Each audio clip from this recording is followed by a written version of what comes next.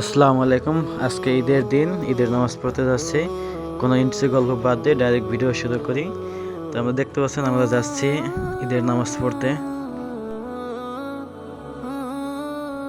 এখন যেটা দেখতে পাচ্ছেন এটা হচ্ছে আমাদের এলাকার একটা সাইরেন। যে কোনো বিপদ আপদে বা এলাকার মানুষকে যখন জড়ো করতে হয় তখন এটা বাজানো হয়। প্রচণ্ড সাউন্ড হয় এটা থেকে, দেখতে হয়তো বুঝতে পারতেছেন।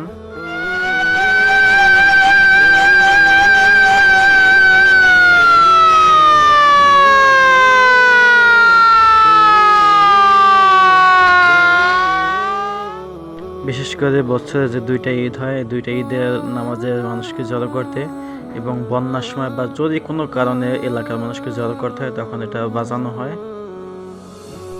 এই মাঠে আমরা গ্রামবাসী যুগ যুগ ধরে দুই ঈদের নামাজ অথবা বিশেষ কোনো প্রয়োজনে কারো কারো জানাজা দেওয়া হয় এই মাঠে। অনেক বছর পর এই মাঠে সবাই সাথে একত্রিত হতে পেরে খুব আনন্দিত লাগছে। প্রায় অনেক বছর যাবৎ ঢাকা ছিলাম, নামাজ পড়া হয়নি বা সবার সাথে একত্রিত হওয়া হয়নি। তাই এই ঈদে সবার সাথে একত্রিত হলাম, খুবই ভালো লাগলো। অবশেষে নামাজ শুরু করবো আমরা। যে ইমাম সাহেব সবাইকে বুঝিয়ে দিচ্ছেন কীভাবে নামাজ পড়তে হবে, কারণ তো অনেক গ্রামের মানুষ তো অনেক মানুষ জানে না। তবে সব জায়গায় যেটা হয় এটা বুঝিয়ে দেওয়া হয়। তো সেই সুবাদে আমাদের ইমাম সাহেব আমাদের সবাইকে বুঝিয়ে দিচ্ছেন যে কীভাবে নামাজ পড়তে হয়।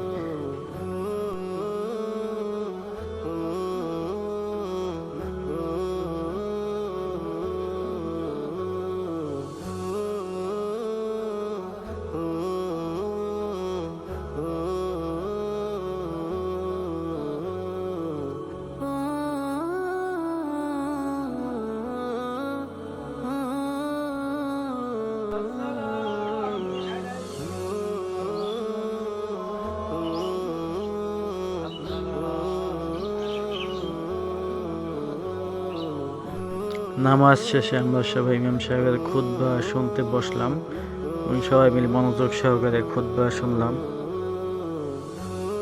গ্রামের সবচেয়ে মজার বিষয় হলো সবার সাথে কোলাকুলি করা যায়। মুরব্বী এবং পোলাপান থেকে শুরু করে আমরা সবাই একে অপরের সাথে কোলাকুলি করি।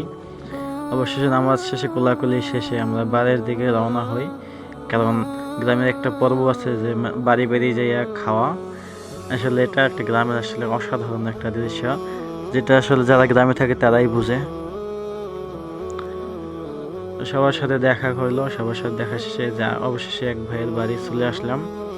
তারা খিচুড়ি রান্না করছে, তো সেই খিচুড়ি আমরা খাইলাম। এটা যেন খিচুড়ি, এটা অমৃত। আসলে ঈদের সময় সবাই একসাথে, সবাই বন্ধু বান্ধব মিলে আমরা একসাথে বিভিন্ন বাড়ি বাড়ি যাইয়ে খাওয়া এবং চিন্তা থাকে যে কে কত বেশি খাইতে পারে, কে কত বাড়ি খাইতে পারে। আগে আমরা এরকম একটা রেস করতাম যে কে কত বাড়ি খাইছে। তো এক ভাইয়ের সাথে দেখা, সে আমার ভিডিওতে আসতে চাইতেছে বারবার। বললাম ভাই কি অবস্থা, ভাই কেমন আছেন জিজ্ঞাসা কইরা সে আমাদের বললো যে ভাই ভিডিও করতেছেন নাকি। আমি বললাম জি ভাই। আমাদের এলাকার যদিও একটু একের পর এক এরকম বিভিন্ন আত্মীয় স্বজন থেকে শুরু করে এলাকার সবার বাড়ি খাওয়া দাওয়া করতে থাকলাম। এই যে খাওয়া দাওয়ার মজা আসলে অন্যরকম, যারা গ্রামে না থাকে তারা কখনোই বুঝবে না এটা।